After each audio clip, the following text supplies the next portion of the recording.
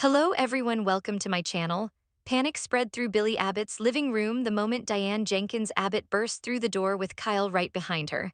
Both of them looked like they had just run a marathon, their faces pale and tight with fear. Jack is missing, Diane blurted out before anyone could even greet her.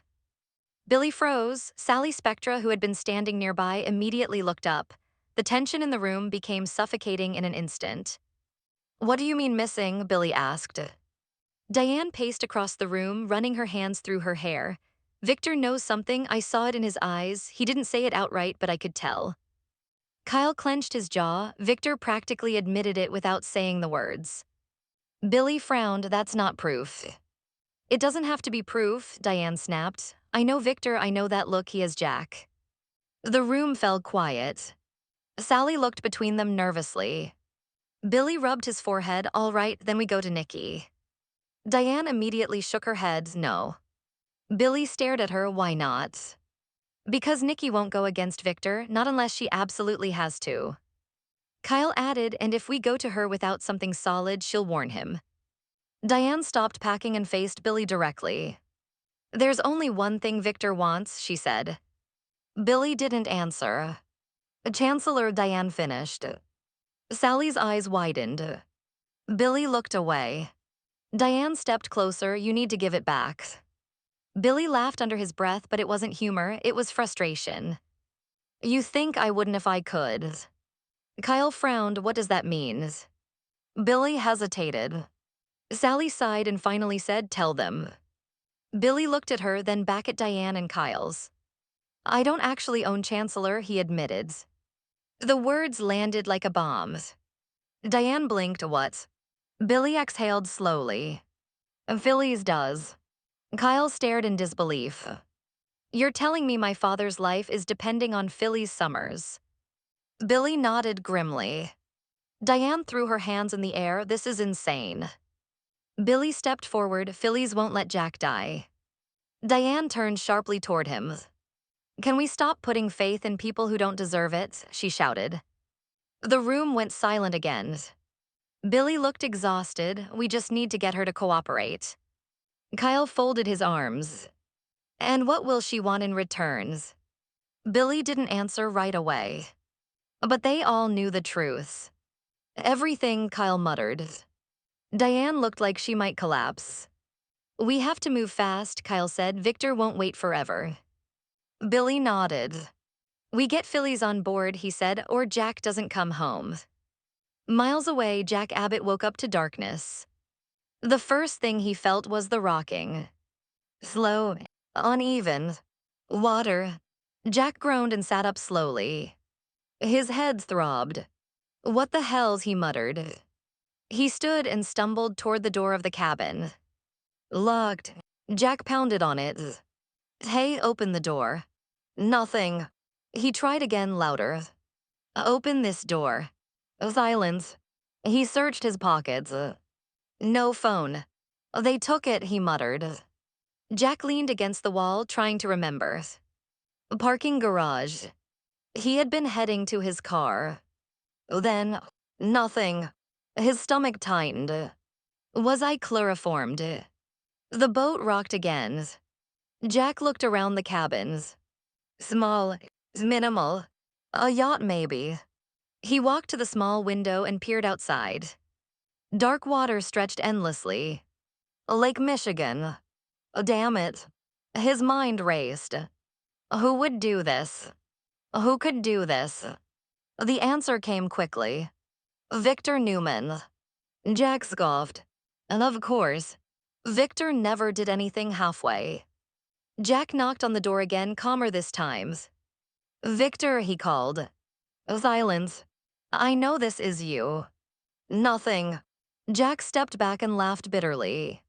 "This is about Billy." It had to be. Victor wanted Chancellor. And Billy had it. Jack sat down heavily. "I hope you don't give in," he muttered to himself.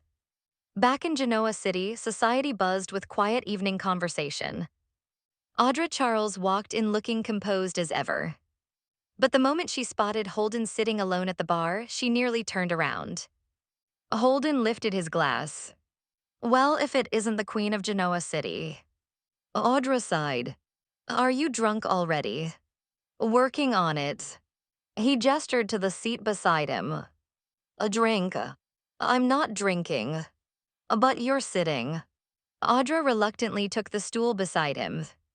Holden smiled. I heard you're running your own company now.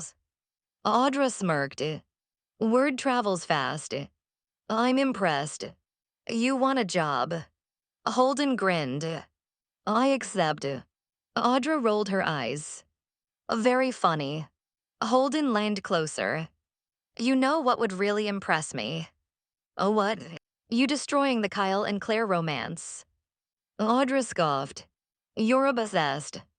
Am I wrong? Audra crossed her arms. Claire nearly destroyed everything the last time we pushed her. Holden shrugged. Worth the risk. Audra shook her head. You're manipulative. Holden grinned wider. And you're pretending you don't still want Kyle's. That ship sailed. Did it? Audra leaned closer, her voice cold. Being near Kyle makes my skin crawl. Holden chuckled. I don't believe you. Audra glared. You're pathetic. Holden shrugged. Maybe. Then he leaned forward. But imagine this, your own company and an Abbott by your side. Audra's expression flickered. Untouchable, Holden whispered. Audra sat back slowly. If I wanted Kyle, she said calmly, I could make him beg. Holden smiled. That's the spirit. At Chancellor's office, Phyllis Summers was in the middle of yelling at someone on the phone. No, that's not what I said, do it again. She slammed the phone down. Idiots, she muttered. The door opened quietly. Daniel stood there. Phyllis looked up. Oh, she said, you came to apologize. Daniel shook his head. Kane talked to me. Phyllis rolled her eyes. Of course he did. He said you're lonely. Phyllis scoffed. I'm not lonely. But her voice softened. I do miss you. Daniel stepped further inside. If Summer and I forgave you, would you give up Newman's? Phyllis froze. Excuse me. Are we worth it? Phyllis laughed harshly. That's not your company. Answer the question. Phyllis crossed her arms. You're asking me to give up powers. I'm asking if your kids matter. Phyllis's eyes flashed. You're being dramatic. Daniel slammed his hand on the desk. You're out of control. Phyllis shot back. I'm finally in control. Her voice rose. The men in this town do whatever they want, but when I do it, I'm the villains. Daniel stared at her sadly. You want a fan club. Phyllis looked hurt. And this company is all you'll have left. He turned toward the door. Enjoy it. Phyllis rushed forward and blocked it. You're not leaving. They were still arguing when the office door suddenly opened. Billy walked in. Behind him stood Diane and Kyle. Billy didn't waste time. You need to sign Chancellor over to me right now. Phyllis blinked. Oh, what? Diane and Kyle stepped outside. But Daniel stayed. Phyllis narrowed her eyes. This had better be good. On the yacht, Jack was packing the cabins. Billy, don't give in, he muttered. Then suddenly, the doorknob moved. Jack froze. The door slowly opened. A woman stepped inside. Jack's jaw dropped. What the hell are you doing here? The woman smiled. It's good to see you too, Jack. Jack stared in disbelief. Patty. Patty Williams tilted her head. Miss me. Across town at Society, Diane and Kyle entered the restaurant with urgency written all over their faces. Kyle immediately spotted Audra sitting with Holden at the bar. Their eyes locked for a brief moment. Audra raised an eyebrow slightly. Kyle didn't say anything, but the look he gave her was enough. Holden leaned toward Audra and chuckled. That man just challenged you. Audra smirked. You're pitiful. Holden sipped his drink.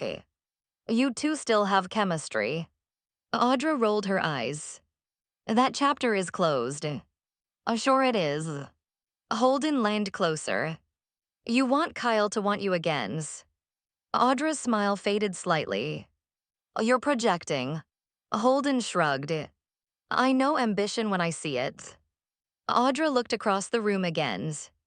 Kyle was now sitting with Diane. Even now, Holden continued, you're watching him. Audra took a slow breath. You're ridiculous. Holden ignored the comment.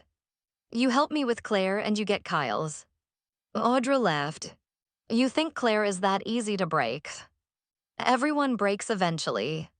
Audra looked at him carefully. And what do you get out of this? Holden smiled. Claire. He leaned back in his chair. It's not over between us, she just needs space to realize that.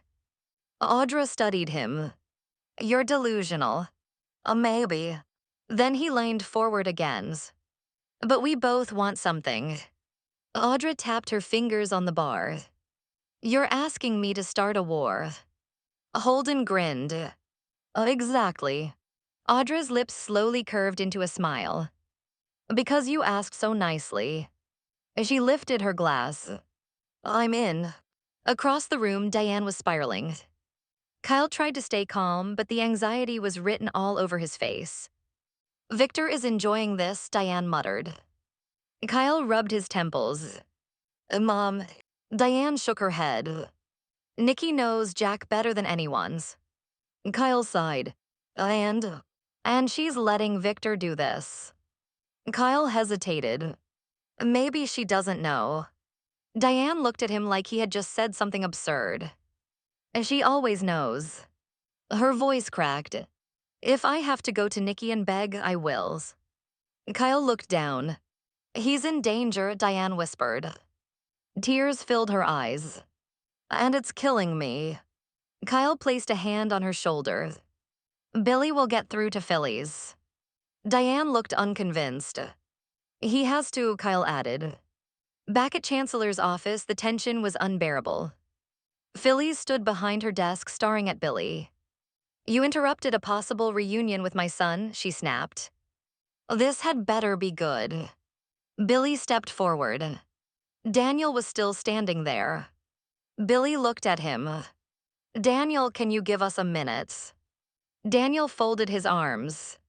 I'd actually like to hear this. Phillies waved dismissively. Stay. Billy exhaled slowly. Victor kidnapped Jack. Phillies blinked. That's ridiculous. Diane burst back into the office. He did. Kyle followed her. Phillies stared at them. This is a joke. Billy shook his head. Victor wants Chancellor back. Phillies' expression slowly changed. And Billy stepped closer. And you're the only one who can give it to him. Phillies crossed her arms. So let me get this straight. She laughed. You want me to hand over my company to save Jack Abbott? Kyle clenched his fists. Oh, yes. Phillies looked amused. Why would I do that? Diane stepped forward desperately. Because Jack will die if you don't. Phillies didn't look convinced. Billy tried again. What do you want? Phillies tilted her head. You're negotiating with me now. Billy didn't respond. Phillies walked slowly around the desk. This company is power. She looked at Daniel. My son thinks I'm obsessed. Daniel didn't answer. Phillies turned back to Billy. So if I give it up, what do I get? Billy hesitated. Whatever you want. Phillies smiled slightly. Dangerous words. Meanwhile, on the yacht, Jack still couldn't believe what he was seeing. Patty Williams stood in front of him looking strangely cheerful. Patty, Jack said slowly. What are you doing here? Patty closed the door behind her. Oh, Jack, she said sweetly. You always ask the boring questions. Jack stared at her. Did Victor send you? Patty giggled. Victor didn't send me.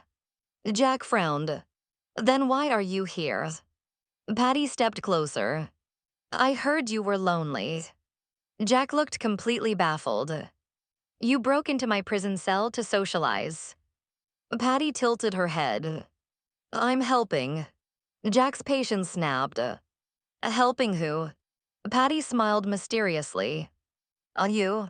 Jack stared at her in disbelief. You kidnapped me. Patty gasped dramatically. No, she leaned closer. But I might be the only one who can get you out. Jack frowned. Why would you help me? Patty's smile softened slightly. Because Genoa City needs you. Jack shook his head. Oh, this is insane. Patty nodded cheerfully. It usually is. Back in Phyllis's office, Billy was running out of patience. What do you want? He asked again.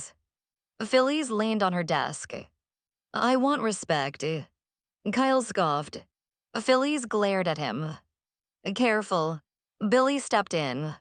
You'll get respect. Phyllis shook her head. No, I want something real. She looked at Daniel. I want my family back. The room fell silent. Daniel looked conflicted. Phyllis's voice softened. Summer and Daniel. She looked at Billy again. You convince them to forgive me and I'll give you Chancellor. Kyle couldn't believe it. You're bargaining with your own children. Phyllis shrugged. I'm practical. Billy looked at Daniel. Daniel looked exhausted. This is insane, he muttered. But Billy knew they had no times. Victor wouldn't wait forever. Jack's life was ticking away with every passing minute. Billy looked back at Phyllis. Oh, fine. Phyllis smiled slowly. Oh, good. She picked up a pen. But you'd better hurry. Billy swallowed hard. Because somewhere out on dark water, Jack Abbott was still trapped on a yacht with Patty Williams, and no one knew what would happen next.